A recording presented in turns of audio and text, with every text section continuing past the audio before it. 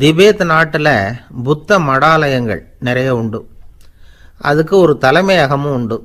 அது இந்த திபேத் தலைநகரம் லாசாவில் இருக்குது. ரொம்ப காலத்துக்கு அப்பால் அதை பற்றியெல்லாம் நிறைய விவரங்கள் எழுதி வச்சிருக்கிறாங்க. அது இப்போவும் நமக்கு கிடைக்குது.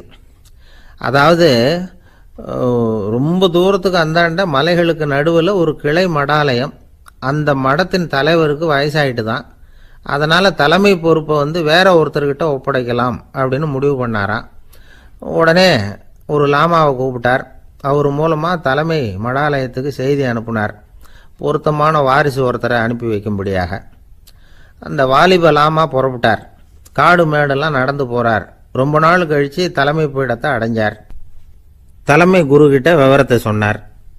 தகுதியான ஒருத்தரை அனுப்பி வச்சா அழைச்சிட்டு போகிறேன் அப்படின்னார். சரி, நாளைக்கு காலையில் நீங்கள் அவங்க எல்லாரையும் அழைச்சிட்டு போகலாம்னார் அவர். அவங்க எல்லாரையுமா?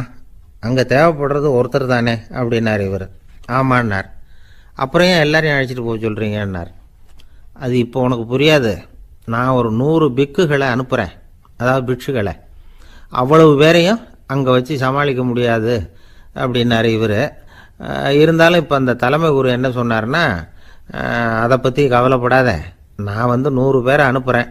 அதில் 99 பேர் வழியிலேயே காணாமல் போடுவாங்க, ஒருத்தன் மட்டும்தான் வருவான். அவனும் அங்கே சேர்ந்துட்டானா நீ ரொம்ப கொடுத்து வச்சவன் அப்படின்னார். இவருக்கு ஒன்றும் புரியல. இருந்தாலும் மறுநாள் அந்த வாலிபலாமா 100 பேரை அழைச்சிக்கிட்டு புறப்பட்டார். போகிற வழியிலேயே பல பேர் அங்கங்கே பிச்சுக்கிட்டு போயிட்டாங்க. அவர் சொன்னது மாதிரியே. வழியில் அவங்க ஊர்கள் இருந்தது தான் காரணம். அப்பா அம்மாவை பார்த்துட்டு வரேன் அப்படின்னு கொஞ்சம் பேர் போனாங்க. சொந்த பந்தத்தை பார்த்துட்டு வரேன் அப்படின்னு கொஞ்சம் பேர். ஒரு வாரம் ஆச்சு. இப்போ மிஞ்சினது 10 பேர் தான். வழியில் ஒரு நகரம். அங்கே சில பிட்சுக்கள் சந்திச்சாங்க. எங்கள் மடத்து தலைவர் இறந்துட்டார், உங்களில் யாராவது ஒருத்தர் எங்களுக்கு தலைவராக முடியுமா அப்படின்னு கேட்டாங்க. 10 பேரும் தயார். அதில் ஒருத்தரை அழைச்சிட்டு அவங்க போயிட்டாங்க. இன்னொரு ஊரில் சில பேர் வந்தாங்க, வழி மறிச்சாங்க. நில்லுங்க, எங்கள் மன்னர் மகளுக்கு திருமணம், அதை நடத்தி வைக்க 3 லாமாக்கள் தேவை அப்படின்னாங்க. இப்படி கொஞ்சம் கொஞ்சமாக எல்லாரும் காலி. கடைசியில் 2 பேரும் மிஞ்சினாங்க. அங்கே ஒரு இளம்பெண் எதிரில் வந்தா. எங்கள் அப்பா வேட்டைக்கு போயிருக்கிறாரு, இன்னும் திரும்பி வரல. வீட்டில் வேறு யாரும் இல்லை, தனியாக இருக்க பயமாக இருக்குது, யாராவது ஒருத்தர் எனக்கு துணையாக இருக்கணும் அப்படின்னு கேட்டுக்கிட்டா. எங்கள் 2 பேரில் நீயே ஒருத்தரை தேர்ந்தெடுத்துக்கோ, இல்லைன்னா எங்களுக்குள்ளே சண்டை வந்துடும் அப்படின்னாங்க. இப்போ மிஞ்சினவர் ஒருத்தர். அவருக்கும் ஒரு சோதனை வந்தது. ஒரு தர்க்கவாதி எதிரில் வந்தான். உன்னோட வாதம் பண்ணணும்னா. இவனோட வாதம் பண்ணுறேன், அது முடிய ரொம்ப காலம் ஆகலாம். தர்க்கத்தில் நான் ஜெயிச்சா அங்கே வரேன், இல்லைன்னா இவருடைய சீடனை ஆயிடுவேன் அப்படின்னார் அவர். கடைசியாக அழைக்க வந்த வாலிபலாமா மட்டும் வெறுங்கையோடு திரும்பி போனார். அங்கே இருந்த வயசான மடாதிபதி கேட்டார், எத்தனை பேர் அங்கேருந்து புறப்பட்டீங்கன்னார். என்னையும் சேர்த்து 101ன்னார் அவர். நல்லது, நீயாவது திரும்பி வந்திய, அதுதான் எனக்கு போதும். ஏன்னா நீ தான் எனக்கு உண்மையான வாரிசு. அந்த 100 பேரில் யாரும் வரமாட்டாங்க அப்படின்னார் அவர். ஏன்னா அவருக்கு தெரியும் இவர் ஒருத்தர் தான் திரும்பி வருவாருங்கிறது. திபேத்தில் ஒரு பழங்கால பழமொழி உண்டாம், 100 பேர் செல்லலாம், எப்பொழுதாவது ஒருவன் அபூர்வமாக அடைய வேண்டிய இடத்தை அடைவான். இதுதான் அந்த பழமொழி. ஒரு உன்னதமான இலக்கை அடையணும்னா அது அவ்வளவு சுலபமான காரியம் இல்லை. இந்த காலத்து மடாலயம் ஒன்று, அதில் ஒரு தலைவர், அவருக்கு வயசாயிட்டுது, தனக்கு ஒரு வாரிசை நியமிக்கணும் அப்படின்னு ஆசைப்பட்டார். ரொம்ப கஷ்டப்பட்டு ஒருத்தரை பிடிச்சார். தனக்கு வாரிசாக நியமிச்சுட்டு அவர் சமாதி ஆயிட்டார். புதுசாக பொறுப்பேற்றுக்கிட்டவர் அப்படியே உட்காந்துருந்தார். அவரை தேடிட்டு பத்திரிகை நிருபர்கள்லாம் வந்தாங்க, கேட்டாங்க. அவர் உங்கள் பொறுப்பில் அவர் பெரியவர் விட்டுட்டு போன இது எவ்வளவு சுமாராக தேரும், எவ்வளவு விட்டுட்டு போனார் அப்படின்னு கேட்டிருக்கிறாங்க.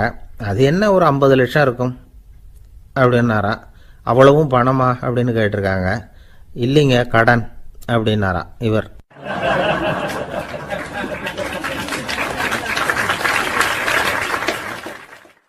ஒரு நண்பர் யாருக்கோ ஃபோன் பண்ணிக்கிட்டு இருந்தார். அவர் பேசி முடித்ததும் நான் அவரை பார்த்து, இப்போ ஃபோன் பண்ணிங்களே, அந்த ஃபோன் நம்பர் என்ன அப்படின்னு கேட்டேன். அவர் தலையை சொரிஞ்சுக்கிட்டார், ஞாபகம் வரலன்னார். சரி சார், அதை விடுங்க, உங்கள் மனைவி பேர் என்ன அப்படின்னு கேட்டேன். மாலதின்னார். என்ன சார் இது வேடிக்கை, கொஞ்ச நேரத்துக்கு முன்னாடி பேசின ஃபோன் நம்பர் மறந்து போச்சு, எப்போவோ கல்யாணம் பண்ணிட்ட மனைவி பேர் மறக்கலை, அதை கரெக்டாக சொல்லிவிட்டீங்களே அப்படின்னு கேட்டேன். அவர் என்ன ஒரு மாதிரியாக பார்த்தார். அவர் அப்படி என்னை பார்த்ததில் ஒன்றும் தப்பு இல்லை, ஏன்னா நாம் எல்லாருமே அப்படித்தானே, ஒரு குறிப்பிட்ட காரியத்துக்காக தொலைபேசியில் ஒருத்தட்ட பேசுகிறோம், அதுக்கப்புறம் அந்த எண் நமக்கு அனாவசியம், அதனால் மறந்துடுறோம். இதுக்கு பேர் தான் தற்காலிக ஞாபகம். ஆனால் மனைவி பேரை மறந்துட முடியுமா? முடியாது. அது அவசியமான ஒன்று. அடிக்கடி அந்த பேரை உபயோகப்படுத்துகிறோம், அதனாலேயும் அது முக்கியங்கிறதுனாலேயும் அதை மறக்கிறது இல்லை. இதுக்கு பேர் நிரந்தர ஞாபகம். சரி, இந்த தற்காலிக ஞாபகம், நிரந்தர ஞாபகம், இது ரெண்டு ஞாபக அளவுகளையும் கட்டுப்படுத்துறது எது அப்படின்னா மூளைக்குள்ள நடக்கிற மின்சார நடவடிக்கைகள் தான். தற்காலிக ஞாபகம் ஒரு மின்னல் மாதிரி தோன்றி மறையுது. நிரந்தர ஞாபகம் ஒரு படிவம் போல மூளையில் படிஞ்சுடுது. ஒரு சம்பவத்தின் பல பிரதிகள் மூளையில் பல்வேறு பகுதிகளிலேயும் படிகிறதுனால ஒன்று மறைஞ்சாலும் மறந்தாலும் இன்னொன்று மறையறதில்ல. இப்படிப்பட்ட நிலைமையில தான் இந்த தொண்டையில் இருக்கு, வாயில் வரமாட்டேங்குது சார் அப்படிமா. ஒருத்தருக்கு எந்த துறையில் ஆர்வமும் ஈடுபாடும் அதிகமோ அது சம்பந்தமான ஞாபக சக்தி அதிகமாக இருக்கும். தொழிலை விரும்புகிற ஒரு டெலிஃபோன் ஆப்ரேட்டருக்கு எண்கள்லாம் நல்ல ஞாபகம் இருக்கும். அது மாதிரி கவிஞர்களுக்கு வார்த்தைகள் நல்ல ஞாபகத்தில் இருக்கும். இது ஒரு பக்கம் இருந்தாலும் ஒரு மூளை எண்களை விட எழுத்துக்களை விட படங்களை ரொம்ப சுலபமாக ஞாபகத்தில் வச்சுக்குது. புரிஞ்சுக்கிற தன்மை, அனுபவம், புத்தி கூர்மை இது கூடி குறையிறத பொறுத்து ஞாபக சக்தியும் ஏறும் இறங்கும். இப்போ உதாரணத்துக்கு ஒரு பையனுக்கு படித்தது எதுவும் ஞாபகத்தில் இல்லைன்னா அவன் அதை சரியாக புரிஞ்சுக்கலன்னு அர்த்தம். இந்த மறதிங்கிறது எந்த சமயத்தில் ஒரு பிரச்சனை ஆகுது தெரியுமா? உங்களுக்கு வேண்டியப்பட்ட ஒருத்தரை ஞாயிற்றுக்கிழமை சாயந்தரம் சரியாக 5 மணிக்கு கடற்கரைக்கு வர சொல்லிவிட்டு அந்த நேரத்தை மறந்துவிட்டா அது பரவாயில்ல, வர சொன்னதையே மறந்துவிட்டா தான் நிலைமை மோசம்னு அர்த்தம். இப்படி இருந்தால் இது சிகிச்சை எடுத்துக்க வேண்டிய நிலைமைங்கிறத புரிஞ்சுக்கணும். ஆமாம், இதுக்கும் மருந்து இருக்குது. ஆனால் மூளை குறிப்பிட்ட அளவுக்கும் கீழே இயங்குறப்போவோ இன்னொன்று சொல்லுவாங்க, இந்த நியூரோ டிரான்ஸ்மிட்டர் அப்படின்னு சொல்லுவாங்க. அப்படிங்கிற மூளை ரசாயனம் ரொம்பவும் குறைஞ்சி போகிறப்போ மட்டும்தான் உபயோகப்படும். டாக்டர் என்ன சொல்கிறாங்க தெரியுமா? மூளையை பொறுத்த வரைக்கும் அதில் ஞாபக சக்தி அதிகமாக உள்ள மூளை, மறதி உள்ள மூளை அப்படின்னு ஒன்றும் கிடையாது அப்படிங்கிறாங்க. நினைவு வச்சுக்கிறதுக்கு பயிற்சி அளிக்கப்பட்ட மூளை, பயிற்சியற்ற மூளை அப்படின்னு வேணும்னா சொல்லலாம் அப்படின்னு சொல்கிறாங்க. அதனால நம்ம ஞாபக சக்திங்கிறது நம்ம கிட்ட இருக்கிற பயிற்சி, முயற்சி இதை பொறுத்து தான் அமையும். ஒருத்தர் ஒரு பென்சிலை எங்கேயோ வச்சுக்கிட்டு தேடிக்கிட்டு இருந்தார். அப்புறம் என்னமோ தீவிரமாக யோசனை பண்ணி அதை ஞாபகப்படுத்தி பார்த்துக்கிட்டு இருந்தாராம். எதிரில் உட்காந்துருந்தவர் சொன்னார், பென்சிலை தானே தேடிட்டு இருக்கீங்க, அது உங்கள் வலது காதில் இருக்குது சார் அப்படின்னாராம் அவர். இதுக்கு அவர் சொல்லியிருக்காரு, பென்சிலை வலது காதில் தான் வச்சிருக்கேங்கிறது எனக்கு நல்லா ஞாபகம் இருக்கு, ஆனால் எது வலது காதுங்கிறது தான் மறந்து போச்சு அப்படின்னாராம். அவர் அதை தான் யோசிச்சுட்டு இருந்திருக்கிறார்.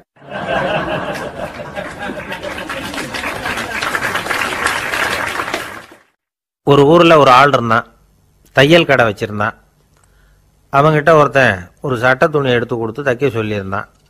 வர்ற சனிக்கிழமை வா, வாங்கிட்டு போ அப்படின்னு அவன் சொல்லியிருந்தான்.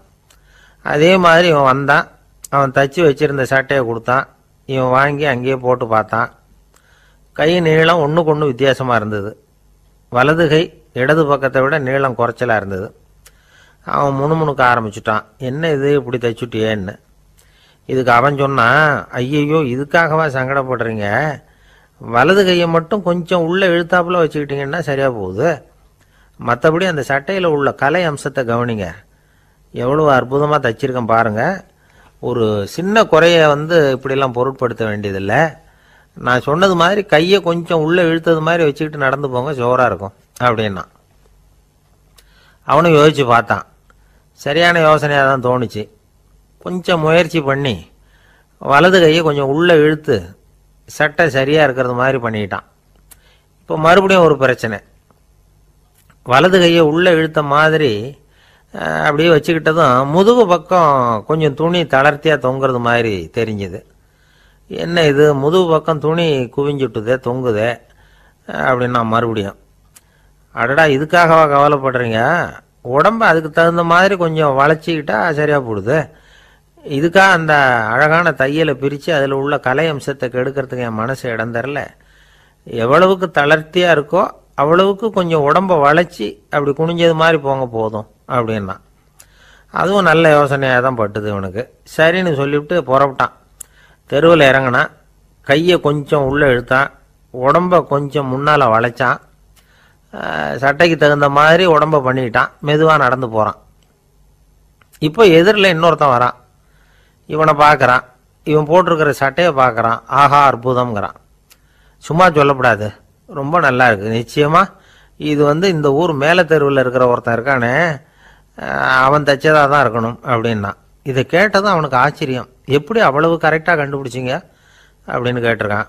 இதுக்கு அந்த வழிபோக்கன்னு சொன்னானா, அவன் ரொம்ப கெட்டிக்காரன், உங்களை மாதிரி உடம்பும் கையும் வளைஞ்சு போன ஒரு ஆசாமிக்கு அவனை தவிர வேற யாராலேயும் இவ்வளவு பொருத்தமான ஒரு சட்டையை தைக்க முடியாது அப்படின்னானா. பாருங்க, அவனுக்காக இவன் அனுசரிக்க போய் இவனோட நிலைமை எப்படி ஆயிடுது பாருங்க. இதே மாதிரி தான் சில சடங்குகளும் சம்பிரதாயங்களும் நம்மளை கோமாளி ஆக்கி விட்டுரும். எதுவாக இருந்தாலும் அதில் அறிவுபூர்வமான அணுகுமுறை அவசியம். ஒரு நர்ஸ் அவசரமாக ஓடி டாக்டர்கிட்ட சொல்லிச்சான், டாக்டர் ஒரு தப்பு நடந்து போச்சு, 10ஆம் நம்பர் பெட்டில் இருக்கிற பேஷண்ட்டுக்கு காலில் ஆப்ரேஷன் பண்ணுறதுக்கு பதிலாக கையில் ஆப்ரேஷன் பண்ணி விட்டீங்க. கை ஆப்ரேஷன் பண்ணிக்க வேண்டிய ஆள் 7ஆம் நம்பர் பெட்டில் இருக்கார் அப்படின்னு தான். அதுக்கு இவர் பதட்டப்படாமல் சொன்னாராம், பரவாயில்ல, இவரை தூக்கி 7ஆம் நம்பர் பெட்டில் போட்டுரு அப்படின்னாராம்.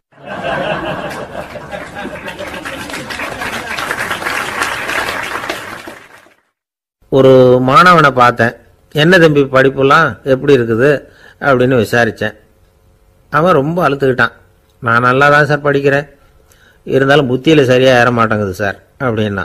சரி, இவனும் நம்ம ரகம்தான் அப்படின்னு சொல்லி முடிவு பண்ணிக்கிட்டோம்.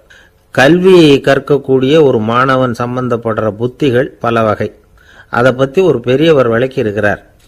மிருத்து புத்தின்னு ஒன்று இருக்குதான். மிருத்துன்னா மண்ணு, மண்ணால் செவுறு கட்டுறோம்ல, மண் சுவரில் ஆணி அடிக்கிறதும் சுலபம், அதை பிடுங்கி எடுக்கிறதும் சுலபம்.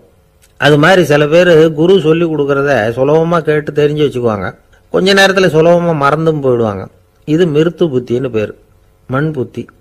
தாரு புத்தின்னு ஒன்று உண்டான். தாருன்னா மரம், அதில் பச்சை மரத்தில் ஆணி அடிக்கிறது சுலபம், ஆனால் அதை எடுக்கிறது கஷ்டம். அது மாதிரி ஆசிரியர்கிட்ட இருந்து கேட்டதை கவனமாக மனசில் பதிய வச்சுக்கிட்டு அதை மறக்காமல் இருக்கிறது தாரு புத்தி. பட்டை மரமாக இருந்தால் அதில் ஆணி அடிக்கிறதும் கஷ்டம், அடிக்கிற ஆணியும் சீக்கிரம் நழுவிடும்.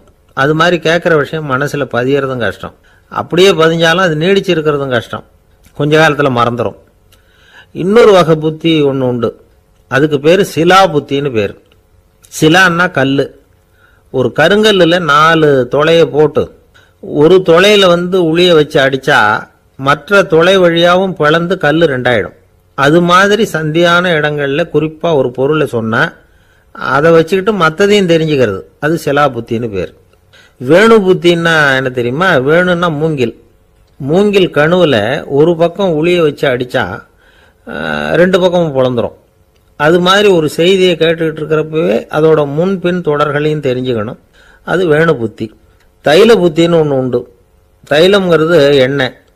தண்ணியில் ஒரு துளி எண்ணெயை விட்டால் அது தண்ணி பூரா பரவி போடுதில்ல, அது இப்படி பரவுறது மாதிரி ஆசிரியர் சுருக்கமாக ஒரு கருத்தை சொன்னால் அதை வச்சுக்கிட்டு பூரா விஷயங்களையும் தெரிஞ்சுக்கணும், அது தைல புத்தி.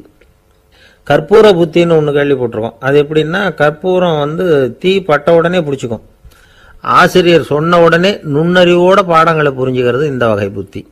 கரி புத்தின்னு ஒன்று. அது எப்படின்னா, கரியில் நெருப்பை வச்சு விசிறிய பிறகு அதுக்கப்புறம் அது கறி நெருப்பாகும்.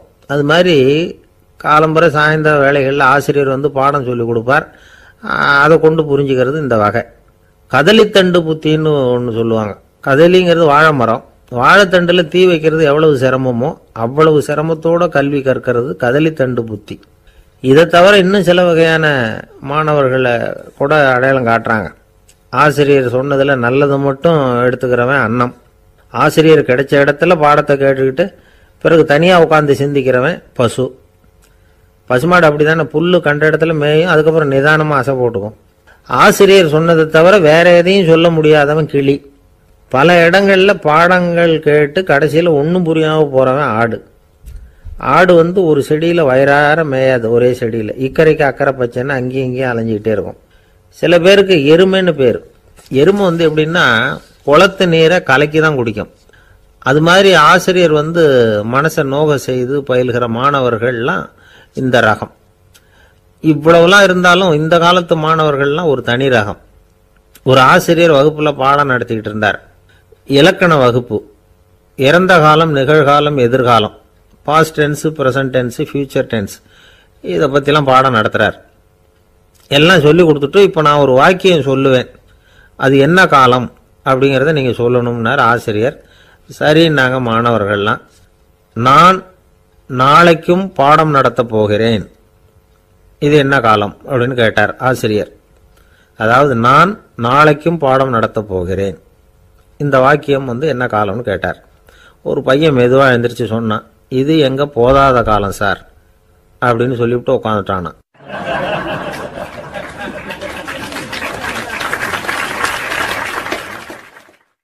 ஒரு ஊர்ல ஒரு பெரிய செல்வந்தர் இருந்தார். பணத்துக்கு பஞ்சம் இல்லை. அதனால இந்த உலகத்தில் முடியாத காரியம் எதுவும் இல்லைன்னு நினைச்சார். பணம் இருந்தாலே அந்த நினப்பு தானா வந்துடும். அதனால இவரும் அப்படி நினைச்சதுல ஒன்றும் தப்பு இல்லை. அந்த ஊருக்கு குருநானக் ஒரு தடவை வந்தார். அவருக்கு இந்த செல்வந்தர் ரொம்ப பிரமாதமாக ஒரு வரவேற்பு கொடுத்தார். ஊர் எல்லையிலேயே எங்கள் வீட்டுக்கு விருந்து சாப்பிட்டுட்டு போகணும்னு கேட்டுக்கிட்டார். அவரும் சரின்னு ஒத்துக்கிட்டார். உடனே தன்னுடைய பங்களாவில் ஒரு பெரிய விருந்துக்கு ஏற்பாடு பண்ணார். குருநானக்கை அழைச்சிட்டு வீட்டுக்கு போனார், உட்கார வச்சார். ஐயா, நான் இந்த ஊர்லேயே ரொம்ப பெரிய வசதி உள்ளவன், என்னால் எல்லாம் முடியும், உங்களுக்காக நான் என்ன செய்யணும்னு சொல்லுங்க, எதுவாக இருந்தாலும் பரவாயில்ல, எவ்வளவு செலவானாலும் பரவாயில்ல, என்னால் செய்ய முடியும், என்ன செய்யணும்னு சொல்லுங்க, அது போதும், நான் செய்கிறேன் அப்படின்னு நான் ரொம்ப பணிவா. இதை கேட்டதும் குருநானக் சிந்திச்சார் கொஞ்ச நேரம். அதுக்கப்புறம் தன்னோட சட்ட பைக்குள்ள கையை விட்டு ஒரு பழைய ஊசி ஒன்று எடுத்தார். அந்த செல்வந்தர்கிட்ட கொடுத்தார். இதை பாருங்க, இவ்வளவு தூரம் நீங்கள் கேட்கறதுனால சொல்கிறேன், எனக்கு நீங்கள் செய்ய வேண்டிய உதவி இதுதான்னார். ஊசியை கையில் வாங்கிக்கிட்டு இதை என்ன செய்யணும்னு சொல்லுங்க அப்படின்னார் அவர். நீங்கள் செய்ய வேண்டியது என்னன்னா, இந்த ஊசியை பத்திரமா வச்சிருக்கணும்.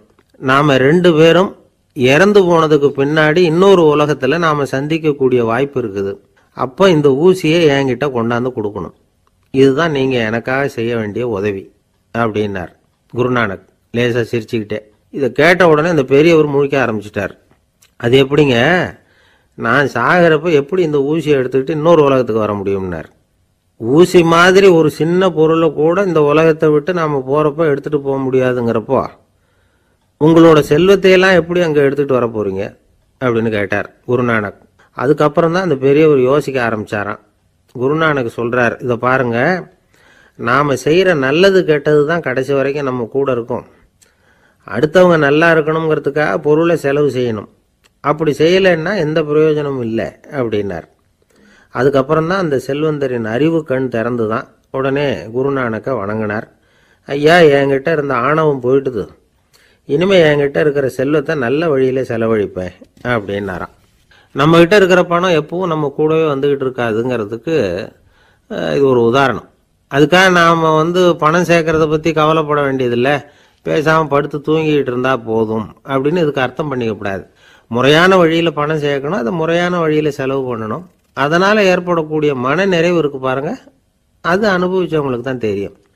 சொர்க்கத்துக்கு போகிறவங்க இங்கேருந்து பணத்தை எடுத்துகிட்டு போக முடியாது, ஆனால் நம்ம செல்வத்தை இங்கே மற்றவங்களுக்கு பயன்பட செய்து அதனால் ஏற்படுற புண்ணியம் இருக்கு பாருங்க, அதை எடுத்துகிட்டு போக முடியுமா.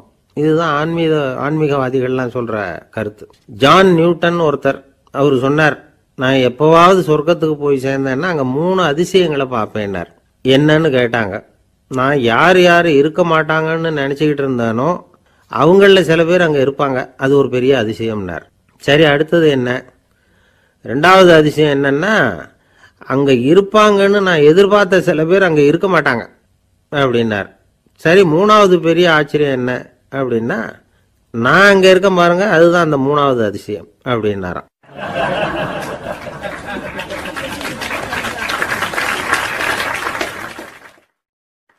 கப்பல் கடல்ல போய்கிட்டு இருக்கு. புயல், சூறாவளி, அலையெல்லாம் பெருசு பெருசா ரொம்ப உயரமா உண்டாகுது. கடுமையான காற்றிலேயும் வேகமான அலைகள்லேயும் சிக்கி அந்த கப்பல் தடுமாறுது. திசை மாறி போச்சு.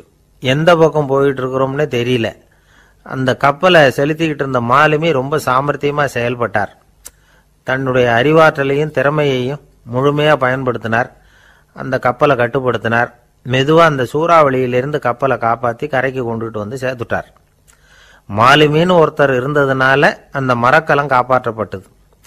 மாலுமின்னு ஒருத்தர் இல்லைன்னு வச்சுக்கோங்க, அந்த கப்பலோட கதி என்னவா இருக்கும் யோசிச்சு பாருங்க. ஒரு கோபக்காரனுடைய நிலைமையும் அப்படித்தானா. கோபக்காரன்கிறவன் ஒரு மாலுமி இல்லாத மரக்கலம் அப்படிங்கிறார் நபிகள் நாயகம். கொந்தளிக்கிற கடல்ல கொடுமையான அலைகளின் உச்சியில அல்லல் படுகிற மரக்கலத்தை விட மோசமானது கோபக்காரனின் நிலைமை அப்படிங்கிறது அவருடைய கருத்து. அது மாதிரி இதுன்னு சொல்லல, அதை விட மோசம் இது அப்படிங்கிறார். ஏன் தெரியுமா? ஒரு கப்பல் கடல்ல தடுமாறினா அதை சரிப்படுத்த மாலுமி இருக்கிறார்.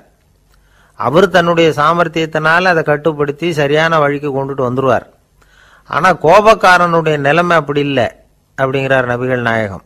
மனித மனம் ஒரு மரக்கலம், அறிவு அதில் இருக்கிற மாலுமி. மாலுமி மரக்கலத்தை செலுத்துறான், அவனுக்கு கட்டுப்பட்டு அது ஓடுது. ஆனா கோபக்காரன்கிற மனுஷங்கிட்ட அறிவுங்கிற மாலுமி சரியா வேலை செய்ய மாட்டான். ஏன்னா கோபம் அந்த மாலுமியின் கண்களை அவிச்சிரும், காதுகளை கேட்காம பண்ணிவிடும். கண்ணையும் காதையும் மூடிவிட்டு கப்பலை ஓட்டுனா எப்படி ஓட்டுறது?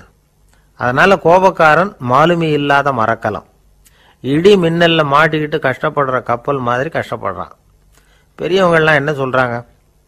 உனக்கு கெடுதல் பண்ணவனுக்கும் நீ நன்மையை செய், எவருடைய விருப்பு வெறுப்பையும் பொருட்படுத்தாதே. பரம எதிரிக்கும் நீ நன்மை செய்ய ஆரம்பிச்சா உன்னுடைய தூய நிலையை பார்த்துட்டு அவனும் உனக்கு நெருக்கமான நண்பனா ஆயிடுவான். இதுதான் பெரியவங்க நமக்கு சொல்லி இருக்கிறது. புனித குர்ஆன் சொல்றது என்ன? தீமையை நன்மையை கொண்டே நீர் தடுத்து கொள்ளும் அப்படின்னு சொல்லப்பட்டிருக்கு. அதுல இன்னா செய்தாரை ஒருத்தல் அவர் நாண நன்னயம் செய்து விடல் அப்படிங்கிறார் திருவள்ளுவர். செல்வந்தர் ஒருத்தர்கிட்ட ஒரு சிறுவன் ஆடு மேய்ச்சிக்கிட்டு இருந்தானா. பெரியவர் அவனை கூப்பிட்டு, நீ நேரா போய் ஒரு ஆட்டுல உள்ள ரொம்ப நல்ல பகுதி எதுவோ அதை எடுத்துக்கிட்டு வா அப்படின்னாராம். இவன் போனான். ஒரு ஆட்டு உடம்புல இருந்த நாக்கு, இருதயம், இது ரெண்டையும் எடுத்துட்டு கொடுத்தானா. பெரியவர் வாங்கி பார்த்தார். அதுக்கப்புறம் இப்ப நீ போய் இன்னொரு ஆட்டுல இருக்கிற ரொம்ப கெட்ட பகுதி எதுவோ அதை எடுத்துட்டு வா அப்படின்னாராம். இவன் போய் எடுத்துட்டு வந்தான். அவன் கையில் இருந்தது மறுபடியும் அதே மாதிரி நாக்கு, இருதயம், இது ரெண்டும் தான். என்னது இப்பவும் அதையே கொண்டுட்டு வந்திருக்கிற அப்படின்னாராம் பெரியவர். இவன் சொன்னானா, ஒரு உடம்புல உள்ள ரொம்ப நல்ல பொருளும் இதுதான், ரொம்ப கெட்ட பொருளும் இதுதான் அப்படின்னானா. இளம் வயசுல இப்படி பதில் சொன்னவர் தான் பேரறிஞர் லுக்மானுல் ஹக்கீம் அவர்கள். கோபப்படாம இருந்தா இது ரெண்டும் நல்லா வேலை செய்யும், கோபப்பட்டா இது ரெண்டும் மோசமா வேலை செய்யும். அதை புரிஞ்சுக்கிறதுக்காகத்தான் இன்னைக்கு இந்த தகவல். கோபம் வந்துட்டா நாம என்ன செய்யறோங்கிறது நமக்கே தெரியாது. ஒருத்தர் டாக்டர் கிட்ட போனார் அவசரமா. டாக்டர், எனக்கு இப்ப கடுமையான கோப வெறி, எனக்கு கண்ணு மண்ணு ஒன்றும் புரியல, உடனடியாக அதை கட்டுப்படுத்தணும், உடனே இதுக்கு ஏதாவது ஒரு மாத்திரை கொடுங்க ப்ளீஸ் அப்படின்னார். அந்த டாக்டரும் உடனே ஒரு மாத்திரையை கொடுத்து, இதை உடனே போடுங்க, நான் தண்ணி கொண்டுட்டு வரேன்னு உள்ள போனார். தண்ணியோடு திரும்பி வந்தார். இவர் சொன்னார், டாக்டர், நீங்க கொடுத்த மாத்திரை ரொம்ப பெருசா இருந்தது, இருந்தாலும் கஷ்டப்பட்டு முழுங்கிட்டேன்னார். டாக்டர் சந்தேகத்தோட மேசையை பார்க்கிறார். பார்த்தா மாத்திரை அங்கேயே இருக்குது, பேப்பர் வெயிட்ட காணல.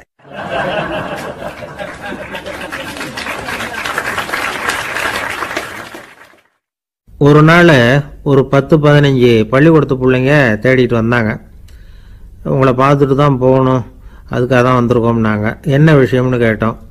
நாங்கள்லாம் கூடி ஒரு முடிவு பண்ணியிருக்கிறோம், அதை உங்ககிட்ட சொல்லணும் அப்படின்னாங்க. அதுவும் ஒரு வாண்டு பையன் அதை சொன்னான். என்ன முடிவு அது அப்படின்னு கேட்டோம் ரொம்ப ஆர்வமாக. அதை இப்போ சொல்ல மாட்டோம், எங்களுக்கு பிடிக்கிற மாதிரி ஏதாவது ஒரு தகவல் சொன்னால் அதுக்கப்புறம் நாங்கள் அதை சொல்கிறோம் அப்படின்னா அந்த வாண்டு பையன். சரி, சின்ன பையன்கிட்ட இன்னைக்கு வசமாக மாட்டிக்கிட்டோம் அப்படின்னு நினச்சிக்கிட்டு அவங்களுக்கு தகுந்த மாதிரி ஒரு கதை சொல்ல ஆரம்பித்தோம். அது என்ன கதைன்னா, ஒரு பெரிய காடு, அதில் பலவிதமான மிருகங்கள். அந்த காட்டுக்கு ஒரு சிங்கம் தான் ராஜா. எப்பவும் காட்டுக்கு அது தானே ராஜா. ஒரு பெரிய யானைக்கு இது பொறுக்கலை. என்ன இது, எப்போ பார்த்தாலும் இங்கே சிங்கத்துக்கே ராஜா பதவி கிடைக்குது, நான்லாம் எவ்வளவு பலசாலியாக இருக்கிறேன், அப்படி இருந்தும் எனக்கு அந்த பதவி கிடைக்கலையே அப்படின்னு தனக்குள்ளே பொறுமிக்கிட்டே இருந்தது. ராஜா பதவியை நினச்சி ரொம்ப ஏக்கம், அதுக்கு பதவி மோகம். இந்த சமயம் பார்த்து ஒரு குள்ள நெறி கூட்டம் அதை தேடிட்டு வந்தது. ஐயா பெரியவங்களே, நீங்கள் இந்த காட்டுக்கு ராஜாவாக இருக்க ஆசைப்படுறீங்க, அதில் ஒன்றும் தப்பு இல்லை. ஆனால் அதுக்கு முன்னாடி நீங்கள் எங்கள் கூட்டத்துக்கு கொஞ்ச நாள் தலைவராக இருங்க, அதாவது ராஜாவாக இருங்களேன், உங்களுக்கும் ஒரு ட்ரைனிங் கிடைச்சது மாதிரி இருக்கும் அப்படின்னு சொல்லியிருக்குது இந்த கூட்டம், குள்ளநெறி கூட்டம். இதை கேட்ட உடனே யானைக்கு ரொம்ப சந்தோஷம் தாங்கலை. அதுதான் எப்போன்னு பதவிக்காக காத்துக்கிட்டு இருக்குதே. இருந்தாலும் கொஞ்சம் பிகுவோட, சரி நீங்கள்லாம் இவ்வளோ தூரம் என்னை தேடிட்டு வந்து கேட்கறதுனால மறுக்க முடியல அப்படின்னு ரொம்ப ஏதோ அவளுக்கு சிரமப்பட்டு ஒத்துக்கிறது மாதிரி ஒத்துக்கிட்டது. ஏதோ உங்கள் ஆசைக்கு கட்டுப்படுறேன், கொஞ்ச நாள் உங்கள் கூட்டத்துக்கு ராஜாவாக இருக்கிறதுக்கு சம்மதிக்கிறேன் அப்படின்னுது. உடனே அந்த யானை ராஜ நட போட ஆரம்பிச்சிட்டுது. யானை சாதாரணமாக நடந்தாவே எப்படி இருக்குங்கிறது நமக்கு தெரியும். அதுவே ராஜ நட நடந்தால் எப்படி இருக்கும் கற்பனை பண்ணி பாருங்கள். யானை முன்னாடி கம்பீரமாக போய்கிட்டு இருக்குது, தலைவர் இல்லையா, அதனால் குள்ள நரிகள்லாம் ரொம்ப அடக்கமாக அது பின்னாடி அணிவகுத்து போயிட்டு இருக்குது. ராஜா வாழ்க, மன்னர் வாழ்க அப்படின்னு கோஷம் வேற. யானைக்கு தலைகால் புரியல, அவ்வளவு சந்தோஷம். அந்த யானைக்கு செருக்கு, ஆணவம் எல்லாம் ஏற்பட்டு போச்சு. அதுக்கப்புறம் அது தரையை பார்க்குமா, நிமிர்ந்து நடக்க ஆரம்பிச்சுட்டுது. தரையை பார்க்குறதே இல்லை. அப்படி போயிட்டு இருக்கிறப்போ ஒரு சதுப்பு நிலத்தில் திடீர்னு காலை வச்சுட்டுது. அவ்வளோதான், கால் உள்ளே போட்டுது. இன்னொரு காலை எடுத்து வச்சுது, அதுவும் உள்ளே போட்டுது. அந்த 2 காலையும் எடுக்கிறதுக்காக அடுத்த 2 காலையும் அழுத்துச்சு, அதுவும் உள்ளே போக ஆரம்பிச்சுட்டுது. இப்போ 4 காலம் வசமாக சேத்துல அழுந்தி போச்சு, எடுக்க முடியல. குள்ள நரிகள்லாம் அதை சுற்றி சுற்றி வந்தது. சிலது சுற்றி நின்று டான்ஸ் ஆட ஆரம்பிச்சுட்டுது யானையை பார்த்துட்டு. இதை யானை பார்த்தது. என்ன இது தலைவர், நான் தவிச்சுக்கிட்டு இருக்கிறேன், தொண்டர்கள்லாம் சுற்றி நின்று வேடிக்கை பார்த்துக்கிட்டு இருக்கிறீங்க, டான்ஸ் ஆடுறீங்க அப்படின்னு கேட்டுதான். தொண்டர்களே, தலைவர் நான் தவிச்சுக்கிட்டு இருக்கிறது உங்களுக்கு தெரியலையா? இப்போ உடனே உங்கள் தலைவரை காப்பாற்ற வேண்டியது உங்கள் கடமை இல்லையா அப்படின்னு கத்துச்சான் அந்த யானை. குள்ள நரிகளில் ஒன்று முன்னாடி நின்று அந்த யானையை பார்த்து தான், தலைவரே எங்களுக்கு ரொம்ப நாளாக ஒரு ஆசை, அந்த ஆசையை நிறைவேற்றிக்கிறதுக்காகத்தான் உங்களை எங்கள் தலைவராக ஏற்றுக்கிறோம்னு சொன்னோம் அப்படின்னு தான். என்ன ஆசைன்னு கேட்டிருக்கு யானை. யானை கறி சாப்பிட்டு பார்க்கணுங்கிறது எங்களுக்கு ரொம்ப நாளாக ஆசை, அது இன்றைக்கி தான் நிறைவேற போகுது அப்படின்னு தான் அந்த நரி. இதை கேட்ட உடனே அந்த யானை அப்படியே மூர்ச்சி ஆகிட்டு தான். நரிகள்லாம் அது மேலே ஏறி குதற ஆரம்பிச்சுட்டு தான். பதவி மேலே இருந்த பேராசை அந்த பலசாலியான யானையையே மாட்டி விட்டுட்டுது பார்த்தீங்களா அப்படின்னு சொல்லி முடித்தோம் இந்த கதையை அந்த சின்ன பிள்ளைங்க கிட்ட. சரிங்க, இப்போ நாங்கள் உங்களை தேடி வந்த விஷயம் என்னங்கிறத சொல்லவா அப்படின்னா ஒரு வாண்டு பையன். சீக்கிரம் சொல்லு தம்பி, சஸ்பென்ஸ் தாங்கலை அப்படின்னோம். அவன் மெதுவாக எங்களை பார்த்து சொல்கிறான், எங்களுக்கு கொஞ்ச நாள் நீங்கள் தலைவராக இருந்தால் தேவலை அப்படின்னா.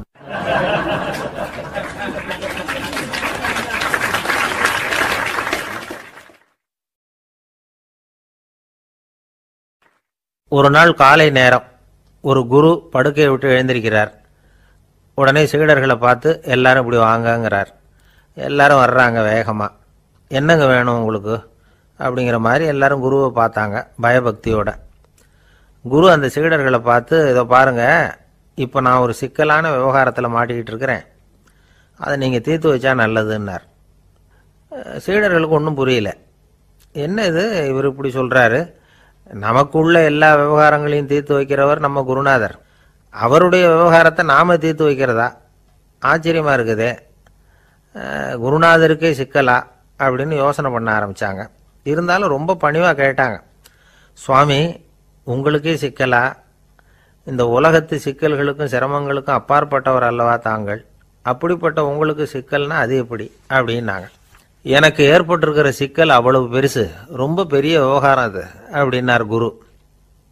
கொஞ்சம் விவரமாக சொல்லுங்க அப்படின்னாங்க இவங்க. இப்போ அந்த குரு விவரத்தை சொன்னார். அதாவது நேற்று ராத்திரி நான் ஒரு கனவு கண்டேன். அந்த கனவுல நான் ஒரு பட்டாம்பூச்சியாக மாறிட்டேன். அப்படி மாறி ஒவ்வொரு மலராக பறந்து போய் உட்காந்து தேன் சாப்பிட்டேன் அப்படின்னார். சீடர்கள் இதை கேட்டதும் ரொம்ப திகைச்சு போயிட்டாங்க.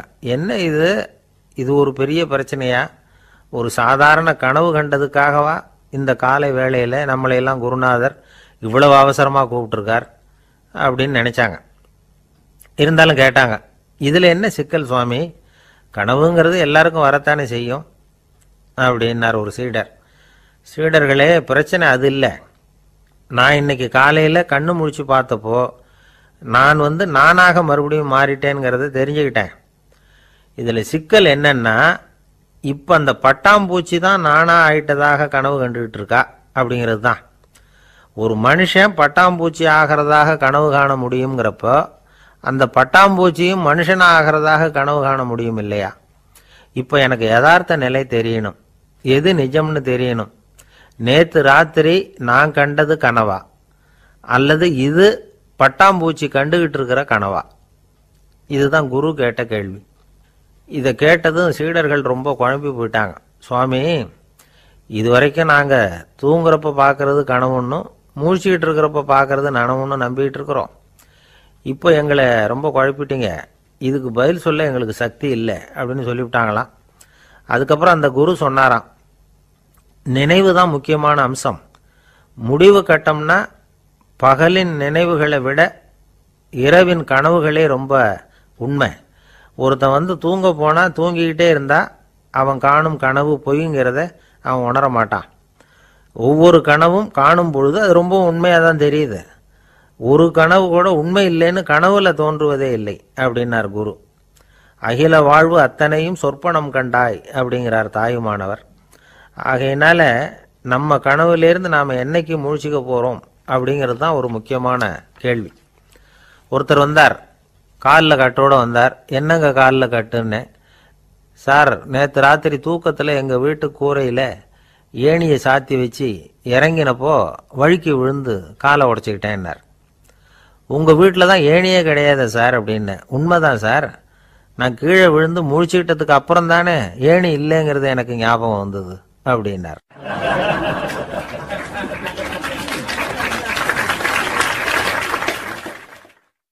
சில பேர் ஆளை பார்த்தா 60 வயசு மாதிரி தோணும்.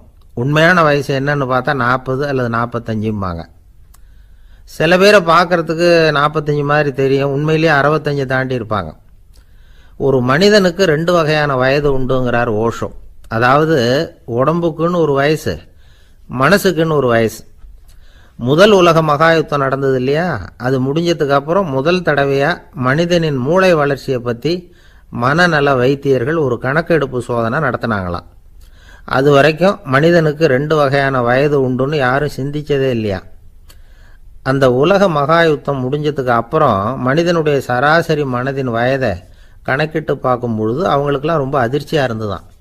ஏன்னா அது ரொம்ப பின்தங்கிய நிலையில் இருந்திருக்கு, வளர்ச்சி அடையாத நிலையில் இருந்திருக்கு. அவங்க கண்டுபிடிச்ச பிரகாரம் அப்போ மனசோட சராசரி வயசு என்ன தெரியுமா? 14. அப்படின்னா பார்த்துங்க, உடல் ரீதியாக ஒருத்தரோட வயசு 70 கூட இருக்கலாம், ஆனால் மனசோட வயசு 14 தான். இதுக்கு நேர்மாறாக அமைஞ்சு போச்சுன்னு வச்சுங்க. அதாவது ஒருத்தருக்கு உண்மையிலேயே 14 வயசு, அதாவது உடலோட வயசு 14, அவரோட மனசின் வயசு 70ன்னு வச்சுக்கோங்க.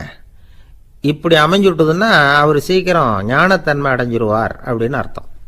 இப்போ நமக்கெல்லாம் உடம்போட வயசு மனசோட வயசு ரெண்டும் ஒன்றா இருந்துட்டா அதுவே போதும், அதுவே பெரிய விஷயம். இப்போ எமர்சன் கிட்ட போய் ஒருத்தர் கேட்டாராம், உங்கள் வயசு என்ன அப்படின்னு. அவர் உடனே பதில் சொல்லியிருக்கார், 360 வருஷம் அப்படின்னாராம். கேட்டவர் குழம்பி போயிட்டார். அவர் என்ன சொல்கிறாரு, 360 வயசா? என்ன நம்ம காதில் தான் சரியாக விழலையா? எமர்சன் எப்பவும் உண்மையை பேசுகிற ஒரு சிறந்த அறிவாளி, அவர் இப்படிலாம் பொய் சொல்ல மாட்டாரே அப்படின்னு ஒரு யோசனை பண்ணிக்கிட்டே இவர் மறுபடியும் அவர் கிட்ட போனாராம். ஐயா, நீங்கள் சொன்னது சரியாக என் காதில் விழலை, அதனால் மறுபடியும் கேட்குறேன், உங்கள் வயசு என்ன அப்படின்னாராம். எமர்சன் மறுபடியும் சொல்லியிருக்கிறார், 360 வருஷம்னு. வந்தவருக்கு உண்மையிலேயே அதிர்ச்சியாக போட்டுது. அதுக்கப்புறம் மெதுவாக ஆரம்பித்தாராம், ஐயா, நீங்கள் சொல்கிறத என்னால் ஏற்றுக்க முடியாது. எப்படி பார்த்தாலும் இப்போ உங்களுக்கு வயசு ஒரு 60க்கு மேலே இருக்காதுன்னு நினைக்கிறேன் அப்படின்னாராம். நீங்கள் சொல்கிறது சரிதான், அது என் உடம்போட வயசுன்னாராம் எமர்சன். அப்படின்னா ஏற்கனவே நீங்கள் சொன்னது அப்படின்னு கேட்டிருக்கார், அது என் மனசோட வயசு அப்படின்னாராம். நம்மளை பொறுத்த வரைக்கும் அறிவு தூசு படிஞ்சிருக்கு, அது மாதிரியே அன்பும் மாசுபட்டிருக்கு. இது ரெண்டையும் சுத்தம் பண்ண வேண்டியிருக்குது. அப்போ தான் நாம் சரியான வயசில் வாழ முடியும். ஒரு ஆசாமி இருக்கிறார், அவருக்கு உடம்போட வயசு அதிகம், மனசோட வயசு ரொம்ப குறைச்சல், குழந்த மாதிரி. அவர் ஒரு ஆஸ்பத்திரியில் படுத்திருக்கிறார். நர்ஸம்மா எல்லாருக்கும் மருந்து கொடுத்துட்டு போகிறாங்க. கொஞ்ச நேரம் கழித்து திரும்பி வந்தாங்க. அப்போ இவர் அந்த அம்மாவை கூப்பிட்டு சொல்கிறார், இதை பாருங்கள் சிஸ்டர், நீங்கள் எல்லாருக்கும் சின்ன சின்ன மாத்திரையாக கொடுத்துட்டு எனக்கு மட்டும் நீளமான மாத்திரையாக கொடுத்துட்டீங்க, முழுங்கிறதுக்கு ரொம்ப கஷ்டமாக போச்சு, இனிமேல் எனக்கும் சின்ன மாத்திரையாக கொடுங்க சிஸ்டர் அப்படின்னாராம். அந்த அம்மா உடனே அதிர்ச்சி ஆகி தலையில் அடிச்சுக்கிட்டாங்களாம். நான் கஷ்டப்பட்டு மாத்திரையை முழுங்கினத்துக்கு நீங்கள் ஏமா தலையில் தட்டிக்கிறீங்க அப்படின்னு கேட்டிருக்காரு அவர். இதுக்கு அவங்க சொல்லியிருக்கிறாங்க, நான் உங்களுக்கு கொடுத்துட்டு போனது மாத்திரை இல்லைங்க, அது தெர்மாமீட்டர் அப்படின்னாங்களாம்.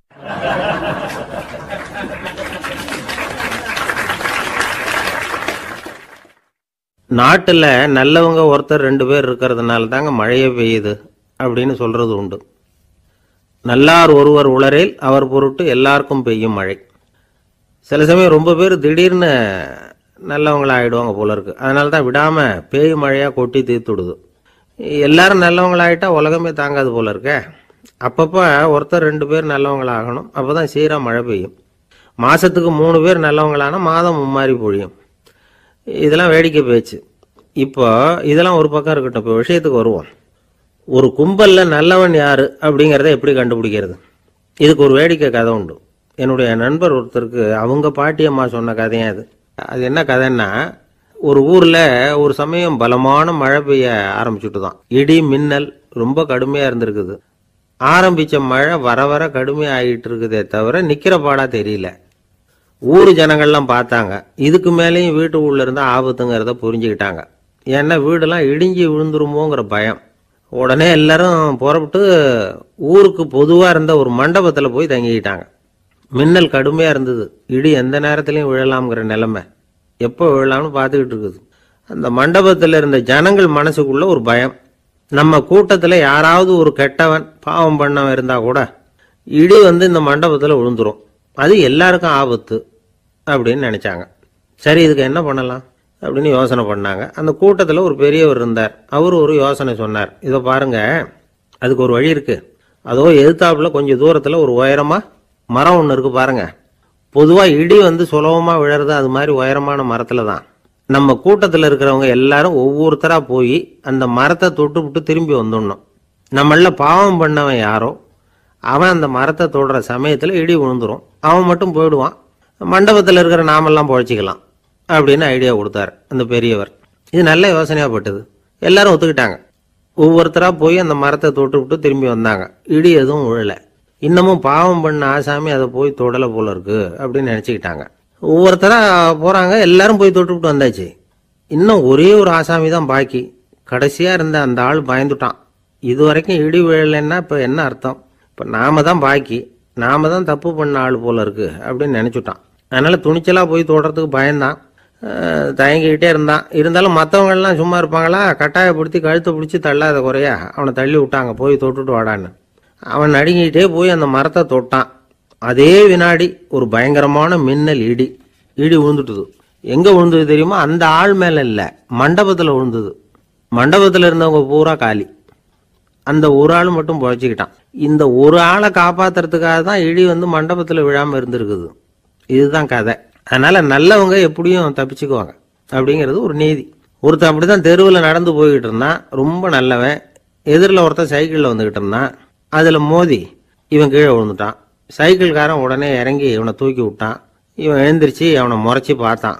அப்படி பார்க்காதீங்க சார், நீங்க ரொம்ப புண்ணியம் பண்ணியிருக்கீங்க, அதுதான் இப்போ சைக்கிளில் மோதிக்கிட்டீங்க அப்படின்றான்.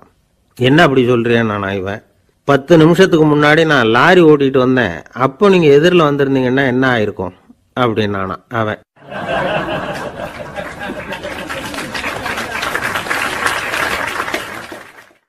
ஒரு ஊர்ல ஒரு குரு இருந்தார், ஜென் குரு. அவரை தேடிட்டு ஒரு மன்னர் வந்தார். வந்தவர் ஜப்பான் மன்னர். தோட்டக்கலையை பத்தி தெரிஞ்சுட்டு போறதுக்காக அவர் வந்தார். எப்படி தோட்டம் அமைக்கிறது அப்படிங்கிறத பத்தி அந்த குரு விவரமா சொல்லி கொடுத்தாரு. 1 நாள் 2 நாள் இல்லை, 3 வருஷம் கற்றுக் கொடுத்தார். அதுக்கப்புறம் சொன்னார், நான் கற்றுக் கொடுத்துட்டேன், இனிமேல் நீங்கள் போகலாம், போய் தோட்டம் அமைக்கலாம், அதுதான் உங்களுக்கு பரிசை. தோட்டம் அமைச்ச பிறகு சொல்லி அனுப்புங்க, நான் பார்க்குறேன். நீங்கள் இங்கே என்னவெல்லாம் கற்றுக்கிட்டீங்களோ அதையெல்லாம் அங்கே செயல்முறையில் செஞ்சு காட்டுங்க அப்படின்னு சொல்லி அனுப்பி வச்சார். மன்னர் போனார். அரண்மனைக்கு பக்கத்திலேயே ஒரு பெரிய தோட்டத்தை உண்டு பண்ணினார். அழகான மரங்களையும் செடிகளையும் உருவாக்கினார். கிட்டத்தட்ட 1000 தோட்டக்காரர்களை பயன்படுத்தி 3 வருஷங்கள் முயற்சி பண்ணி அந்த அழகான தோட்டத்தை உருவாக்கினார். குரு கிட்ட இருந்து செய்தி வந்தது, நாளைக்கு தோட்டத்தை பார்க்குறேன் அப்படின்னு. மன்னர் உடனே சுறுசுறுப்பாயிட்டார். முதல் நாளே தோட்டத்தை சுத்தப்படுத்தினார். ராத்திரி பூரா யாரும் தூங்கலை. எல்லாருக்கும் தோட்டத்தை ஒழுங்குபடுத்துகிற வேலை. அது அந்தந்த இடத்துல ஒழுங்காக இருக்குதா அப்படின்னு சரி பார்த்தாங்க. ஒரு தவறும் இல்லாத வகையில் அதை ஒழுங்குபடுத்தினாங்க. மறுநாள் குரு வந்தார், தோட்டத்தை பார்த்தார். அவருக்கு கோபம் வந்துட்டுது. மன்னருக்கு ஆச்சரியம், எப்பவும் சிரிச்சுக்கிட்டே இருக்கிறவர் இப்போ எப்படி இருக்கிறாரு அப்படின்னு. மெதுவாக குரு கிட்ட போய் எல்லாம் சரியாக தானே இருக்குது அப்படின்னார். எல்லாம் சரிதான், ஆனாலும் எங்கே அந்த பொன்னிற காற்று அப்படின்னார். உதிர்ந்த இலைகள், பொன் மஞ்சள் நிற இலைகள் காற்றில் அப்படி புரண்டு ஓடுவதை நான் பார்க்க முடியவில்லையே அப்படின்னாராம். அது இல்லாமல் இந்த தோட்டம் உயிரோட்டம் உள்ளதாக இருக்காது, இதில் பாடல் இல்லை, ஆடல் இல்லை, அதெல்லாம் இல்லாமல் இந்த தோட்டம் ரொம்பவும் செயற்கையாக தெரியுதேன்னாராம். மன்னர் இப்போதான் யோசனை பண்ணார். கீழே கிடந்த காஞ்சி போன இலைகள் மட்டும் இல்லை, மரத்தில் இருந்த காஞ்சி போன இலைகளையும் அப்புறப்படுத்தி சுத்தமாக வச்சிருக்கிறார். இறப்பும் வாழ்க்கையினுடைய ஒரு பகுதி தான். மரணம்ங்கிறது வாழ்க்கைக்கு எதிரானது அல்ல, அதை நிரப்பும் ஒரு பகுதி தான் அது. மரணம் இல்லையில் வாழ்க்கையே இல்லை அப்படிங்கிறது பெரியவங்க கருத்து. இப்போ அந்த தோட்டம் அழகாக தான் இருக்குது, இருந்தாலும் அது ஒரு ஓவியம் மாதிரி உயிர் இல்லாமல் இருக்கு. குரு ஒரு வாளியை கையில் எடுத்துக்கிட்டார், தோட்டத்தை விட்டு வெளியில் போனார். ஏற்கனவே வீசி எறிந்த அந்த சருகுகளை எல்லாம் அள்ளி கொண்டுகிட்டு வந்தார். உள்ள எல்லா இடங்கள்லையும் அதை வீசினார். உடனே காற்று அந்த காய்ந்த சருகுகளையும் பழுத்த இலைகளையும் அசைக்க ஆரம்பிச்சுட்டுது. இப்போ அங்கே சலசல சத்தம், சங்கீதம், இலைகளின் நடனம், ஓவியம் மாதிரி இருந்த அந்த தோட்டத்துக்கு இப்போ உயிர் வந்துட்டுது. இதுதான் அந்த பொன்னான காற்று அப்படின்னாராம் குரு. மன்னருக்கு புரிஞ்சுது. மிகப்பெரிய ஜென் கேள்வி ஒன்று உண்டு. உம்மான் அப்படிங்கிற ஒரு பெரிய குருவை பார்த்து துறவி ஒருத்தர் கேட்டாராம், இலைகள் எல்லாம் கீழே விழுந்து மரங்கள் மொட்டையாக இருக்கும் பொழுது என்ன நடக்கும்? இதுதான் கேள்வி. இதுக்கு உம்மான் சொன்ன பதில் பொன்னான காற்று, தி கோல்டன் விண்ட் அப்படின்னாராம். இதுக்கு என்ன விளக்கம்னா, உன்னுடைய எண்ணங்கள் எல்லாம் உன்னுடைய மனசிலிருந்து கீழே விழுந்து உனது உள்ளுணர்வானது மொட்டையாக நிற்கும் நிலைதான் அது. உனது வேர்களின் அருகில் காற்று வீசுகிறது. எல்லா எண்ணங்களும் உன்னிலிருந்து வெகு தூரத்துக்கு புரண்டு கொண்டே சென்று விடுகிறது. நீ அவற்றை கடந்து விட்டால் நீ அவைகளுக்கெல்லாம் மேலெழுந்து கீழே பார்ப்பவனைப் போல நிற்க ஆரம்பித்து விடுவாய்.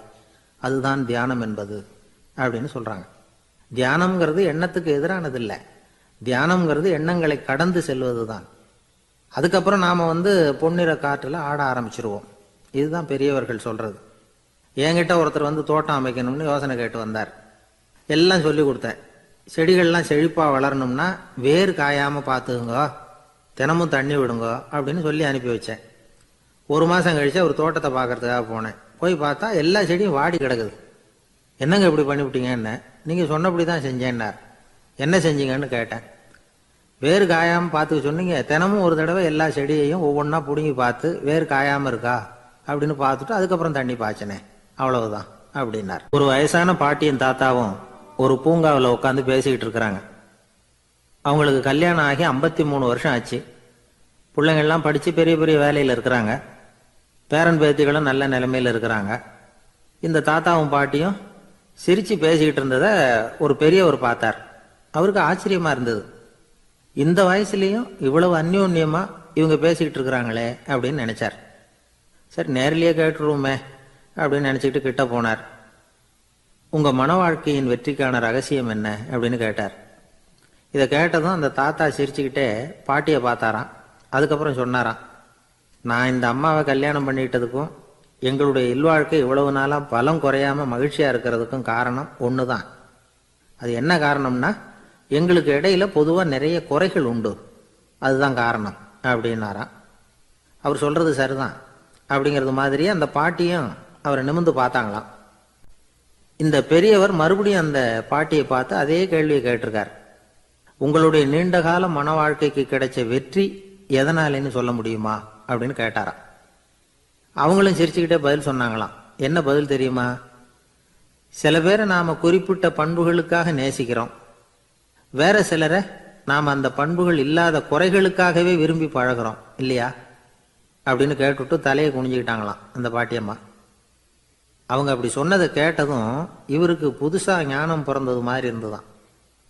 இதுதான் மனம் நிறைந்த மன வாழ்க்கை அப்படிங்கிறார் சுவாமி சின்மயானந்தர்.